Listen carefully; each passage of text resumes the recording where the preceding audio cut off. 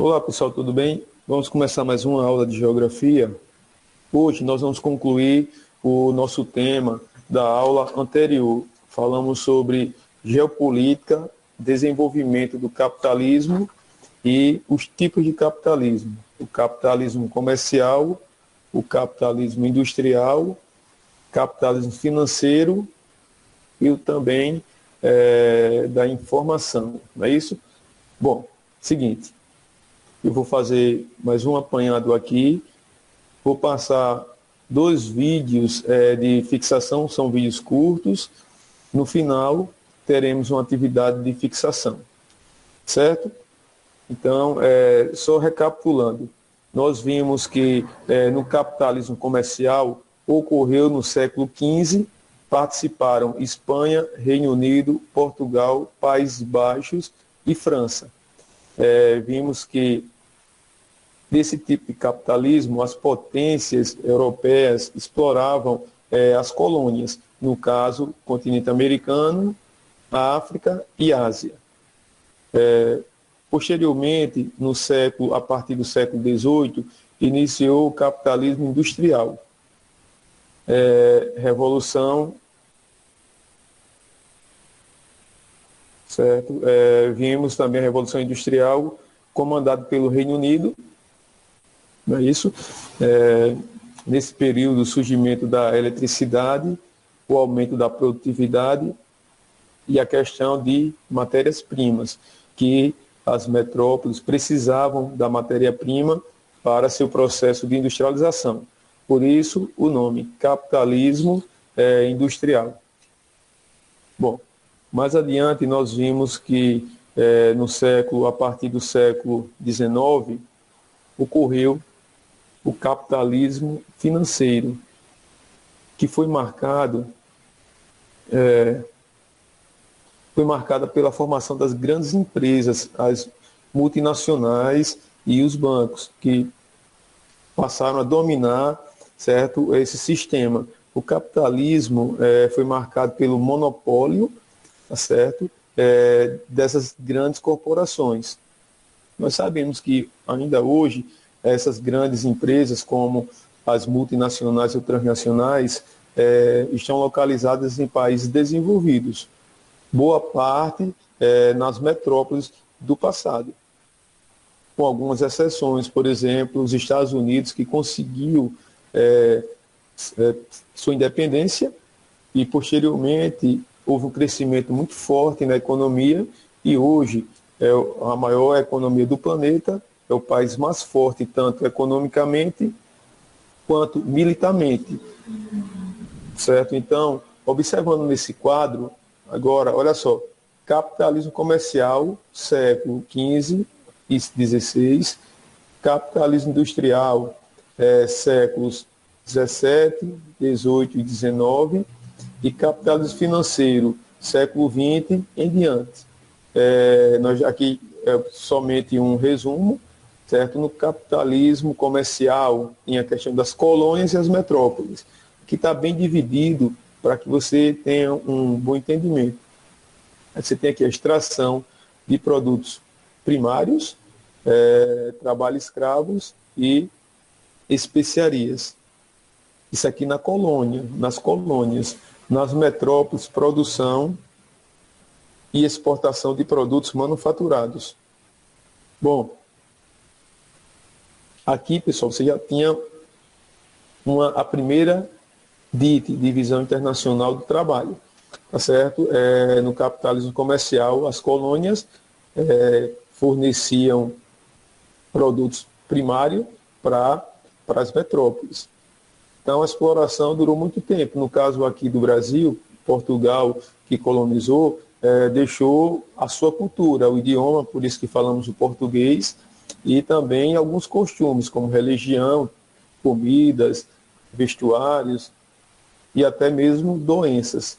Certo? Então, aí que começou. Muitos geógrafos acreditam que aqui ocorreu a primeira globalização, que foi a partilha dos territórios. Posteriormente, veio o capitalismo industrial, certo? Então, colônia ou países subdesenvolvidos, olha que já muda um pouquinho o contexto. Metrópoles ou países desenvolvidos. A partir daí, você já consegue enxergar o seguinte: a minoria dos países ricos e a maioria dos países pobres, subdesenvolvidos ou colônia. Qual era o papel das colônias ou países subdesenvolvidos? Fornecimento de matérias-primas e produtos primários agrícolas e minerais. Para onde? Para as metrópoles ou países desenvolvidos, que transformava a matéria-prima em produtos industrializados. Bom, até hoje, pessoal, existe esse tipo de exploração. Olha só, claro que nós vamos mudar um pouquinho aqui o contexto. A questão de matérias-primas hoje nós chamamos de commodities, certo? Então, esses países subdesenvolvidos, eles abastecem os países desenvolvidos. Isso até hoje, até os dias atuais. Vou dar um exemplo. O Brasil, os produtos de melhor qualidade agrícola, por exemplo, para exportação. Vai para a Europa, para os Estados Unidos, não fica para o brasileiro consumir. Então, o que a gente produz de melhor qualidade vai para o mercado internacional. É assim que funciona. Os países subdesenvolvidos abastecem os países desenvolvidos com commodities. Tá certo? Então, a primeira característica para você identificar se um país é desenvolvido ou subdesenvolvido, pessoal, é somente você observar o seguinte: o que exporta. Se exporta produtos industrializados com tecnologia avançada, será o quê? Um país desenvolvido. Se exporta matérias-primas ou commodities, que geralmente tem um valor baixo no mercado internacional, certo? Será subdesenvolvido. É assim que funciona. Bom, mas existe atualmente 3 grupos de países. Os países ricos, que são os países do norte, os países desenvolvidos. Existem os países do sul, que são os países subdesenvolvidos, que podem ser industrializados ou agrícolas. Os países subdesenvolvidos agrícolas são os piores, só exportam matérias-primas. Os países subdesenvolvidos industrializados, esses exportam também produto com tecnologia clássica. Por exemplo, para você ter uma noção, o Brasil, no passado, era um mero exportador de café, o grão, que é a matéria-prima que tem um valor relativamente baixo no mercado internacional, porque não passou por nenhum processo de transformação, de industrialização. Não foi agregado valor a esse produto. Aí ele fica mais barato lá fora. Bom, hoje o Brasil já exporta o café solúvel, o café industrializado. Já é um passo, porque já foi agregado tecnologia, já foi agregado a transformação. Então, para eu transformar o grão de café em um café solúvel, passou por um processo de industrialização, consequentemente gerou empregos, consequentemente gastou energia. Por isso que é interessante que vocês saibam que quando um país ele exporta produtos industrializados, é um bom indicador de crescimento da economia. Se ele só exporta produtos primários, matérias-primas, não é muito bom para a economia, porque nós já vimos que o mercado compra muito barato essas matérias-primas, tá certo? Então, o Brasil exporta o café concentrado, mas eu pergunto a vocês, é a mesma tecnologia de que se fabricar um computador, um automóvel? Não, porque o Brasil, nós já ingressamos na década de 70 na terceira revolução industrial, mas não de forma completa, e sim de forma parcial. Tem segmentos na economia que o Brasil é bem avançado, mas tem segmentos que o Brasil ainda não conseguiu esse avanço. Bom, então, só para você ter uma noção, essas colônias ou países subdesenvolvidos no capitalismo industrial eram meramente exportadores de commodities, ainda hoje, em alguns casos. Certo? O Brasil se desprendeu um pouco dessa questão de só exportar matérias-primas. Claro que da balança comercial hoje, grande parte do nosso PIB vem da exportação de commodities, principalmente a soja. A soja é o principal produto do agronegócio brasileiro hoje. Tá certo? E as metrópoles ou países desenvolvidos, olha, transforma toda essa matéria-prima em produtos industrializados, Eu dei o exemplo aqui do Brasil, nesses países subdesenvolvidos, e vou dar um exemplo aqui do Japão, nesses países desenvolvidos. O Japão, pessoal, é um país que não tem, é praticamente zero em recursos naturais e em recursos minerais. Não produz uma gota de petróleo, não produz uma gota de etanol. É um país que importa, é um grande importador, inclusive é parceiro comercial do Brasil. Então o Brasil exporta minério de ferro lá para o Japão, certo? O Japão pega esse minério de ferro, como eles têm alta qualificação da mão de obra, eles transformam esse minério de ferro, por exemplo, em carros, em automóveis. Abastece seu mercado interno e o que sobra exporta para o mundo todo. É assim que funciona. Os países desenvolvidos investem em qualificação da mão de obra. A mão de obra é super qualificada. Dessa maneira, eles compram a matéria-prima que é muito baixo, o valor, muito barato, transforma essa matéria-prima em um produto com tecnologia avançadíssima e exporta para o mundo todo. Vai ter uma balança comercial com superávit. Você compra barato e vende caro, você vai ter lucro. Por isso que são as economias que mais crescem no mundo, são exatamente aquelas economias que investem em qualificação. Tá certo? Então, por isso que eu costumo falar para meus alunos, vocês estão se qualificando nesse exato momento para o mercado de trabalho. Quem conseguir se qualificar melhor tem seu espaço garantido. O mercado absorve exatamente aquelas pessoas mais qualificadas. Certo? Por isso que é interessante que o aluno ele fique só preso a essa questão. Por exemplo, a gente está falando hoje sobre essa questão do tipo de capitalismo. Você faça uma pesquisa para você mesmo, a seu critério, para você aumentar, certo, o conteúdo, aumentar a quantidade de informações sobre aquele determinado tema. Isso que faz o diferencial. Certo? E o Japão faz isso. É o país que investe maciçamente em educação e em qualificação. Os frutos vêm a curto prazo ou a médio prazo, como profissionais super qualificados. Aí você pega a África de outra maneira, de outro exemplo, onde os indicadores educacionais são péssimos, tirando alguns países como a África do Sul e Egito.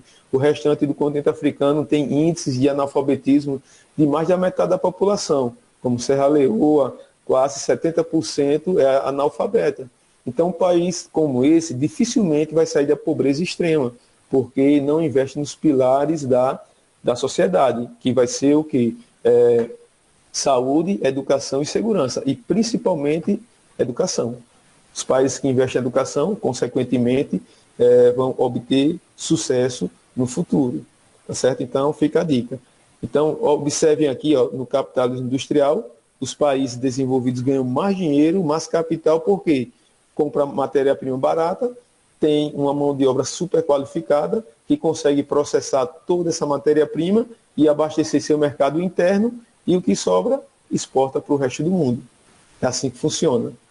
Gostaria que o Brasil investisse mais em educação para que esse quadro no futuro melhore. Infelizmente, a gente só vê notícias de cortes em várias áreas, principalmente nas áreas vitais, como a área da educação. Aí você visualiza que no futuro pode comprometer uma geração, a geração de vocês. Bom, mas vamos falar aqui do outro tipo de capitalismo, o capitalismo financeiro. Olha só, século XX em diante. Aí já mudou países subdesenvolvidos e países desenvolvidos. Só que hoje esse contexto já mudou, pessoal. A gente pode trocar esse nome subdesenvolvido e colocar países do sul e países do norte.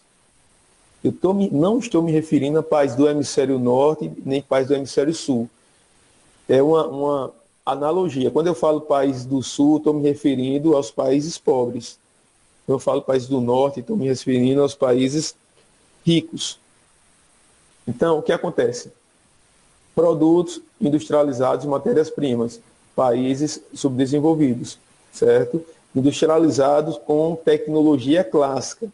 Já os países desenvolvidos, eles são industrializados com alta tecnologia e investimentos. Deu para ter uma noção aí, deu para diferenciar um pouco essa questão. Não é isso, pessoal? Bom, nós vamos agora visualizar aqui um vídeo, pessoal, para complementar esse conteúdo.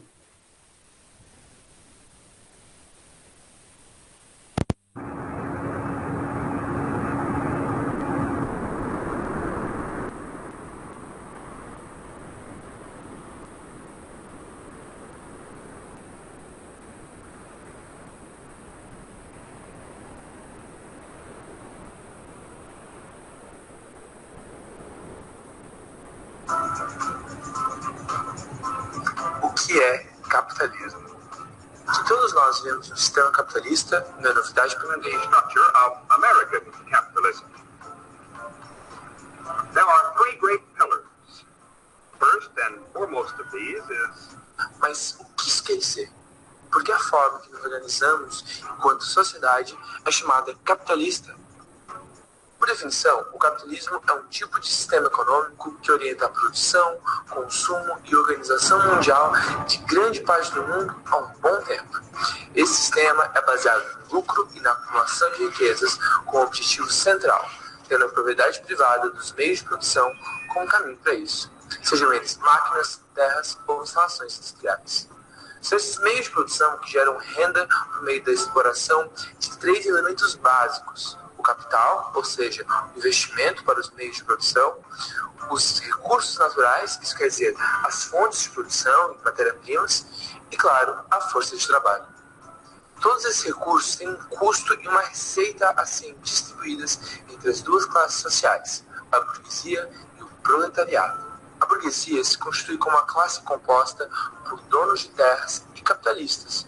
Os capitalistas são os proprietários dos meios de produção, aqueles que controlam e administram todos esses custos e recursos, pagando salários, aluguéis, fazendo investimentos e recebendo, no final, o lucro por toda a atividade. O que define a atividade como capitalista é sua organização centrada nesses três elementos conectados pela relação de classe entre capitalistas e operários. No capitalismo, a comercialização dos produtos é realizada em um mercado livre, com pouca ou nenhuma interferência do Estado. Assim, as empresas vendem seus produtos conforme a chamada lei da oferta e da demanda. Ou seja, conforme a quantidade de produtos que são produzidos e estão em estoque, e também de acordo com a procura dos consumidores pelos serviços e bens de consumo. A impressão que fica é que todas as coisas são e sempre foram dessa forma, mas não é bem assim. Para descomplicar bem direitinho essa situação, a gente precisa voltar para o século XV e pensar no sistema econômico vigente durante a Idade Média. O feudalismo era o sistema de organização econômica, política e social vigente na Europa Ocidental, baseado nos chamados estamentos sociais. Os estamentos eram classes estáticas, onde sua condição de nascença definia seu papel social. O sistema se sustentava por um regime de terras comunais, ou seja, uma área produtiva de uso coletivo e controlado por um senhor feudal, sem lucro e sem trabalho assalariado, o oposto da propriedade privada.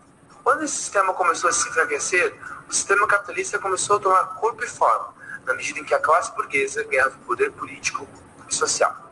Mas, afinal de contas, o capitalismo é bom ou ruim? Existe uma opção melhor ao capitalismo? Bem, essas perguntas não são simples de responder, pois todos os modos de produção, sejam eles feudal, capitalista, comunista, socialista, têm suas vantagens e desvantagens. Mas, para esclarecer, a gente vai trazer algumas vantagens e desvantagens do capitalismo. Começando pelas vantagens, a primeira delas é que os preços são mais baixos, uma vez que a competição reduz o valor dos bens de consumo por meio da concorrência. Outro ponto relevante é que as empresas são mais eficientes, já que a competição leva à busca não só de menores preços, mas um serviço de melhor qualidade e cada vez mais rápido.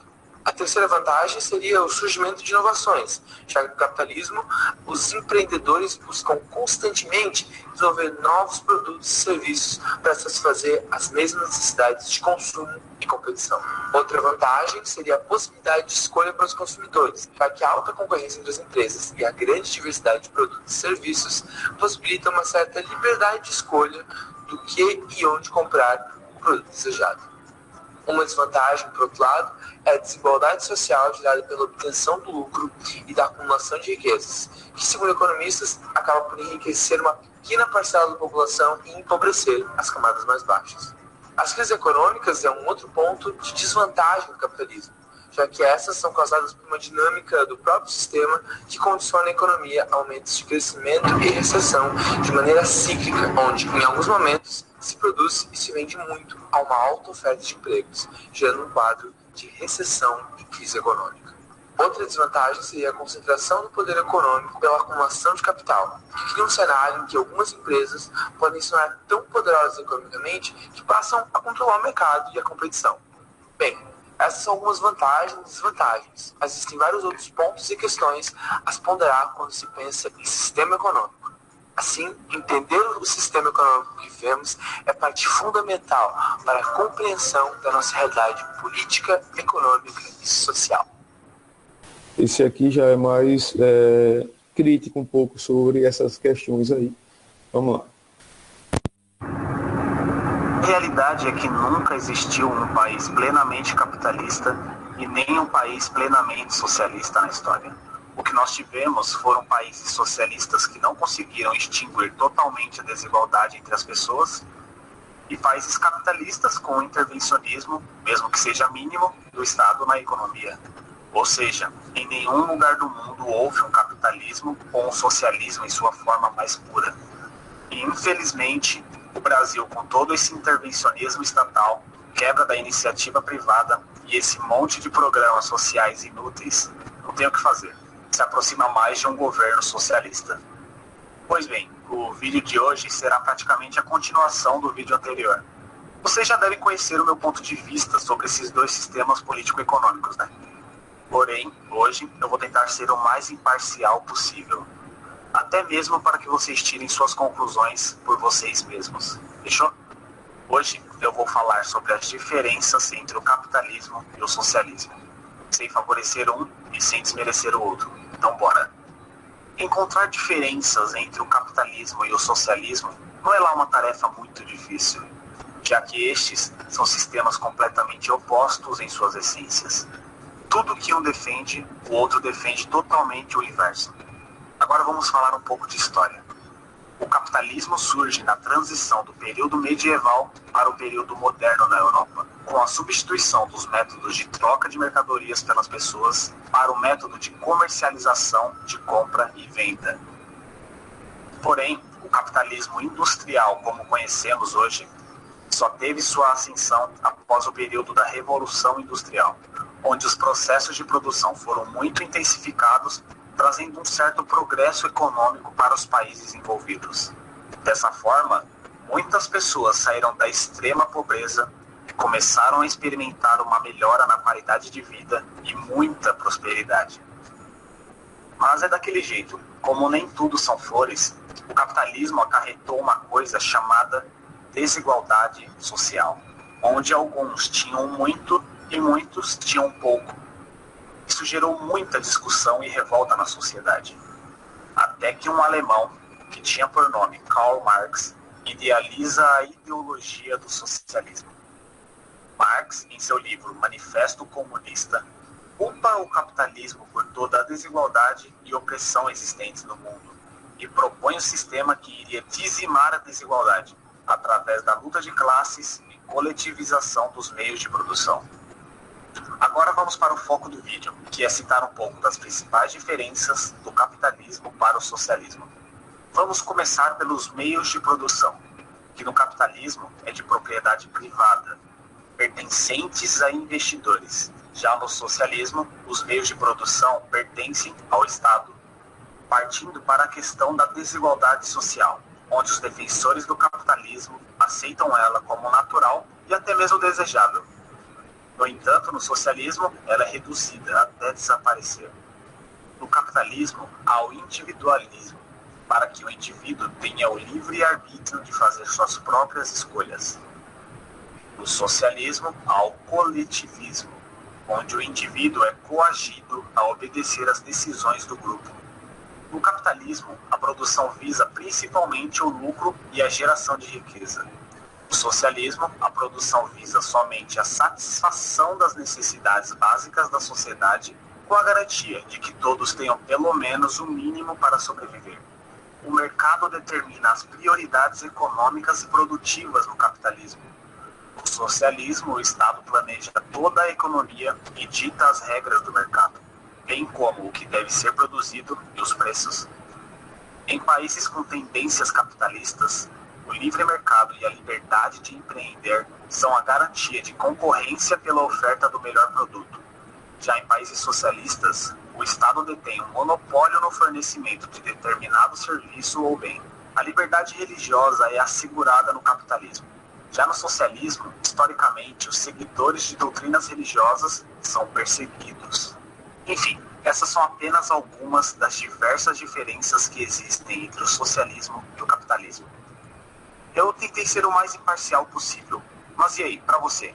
Qual dos dois é o sistema mais eficiente? O sistema que precisou de ditaduras para ser implementado ou aquele que funcionou perfeitamente através de regimes democráticos? Aquele que entende que a desigualdade é uma característica da natureza humana ou aquele que imagina uma sociedade igualitária através do coletivismo? Pessoal, deu para ter uma noção, acredito que nós fechamos aqui o conteúdo, espero não ter dúvidas, tá certo? Só que nós vamos fazer agora o seguinte, vocês vão desenvolver no caderno de vocês uma atividade, comenta as principais características do capitalismo e socialismo, certo? Vocês vão colocar seu ponto de vista, claro que pode fazer uma pesquisa e fazer uma síntese sobre o capitalismo comercial, capitalismo industrial e o capitalismo financeiro. Ok, pessoal? Então a gente finaliza a aula de hoje com essa atividade.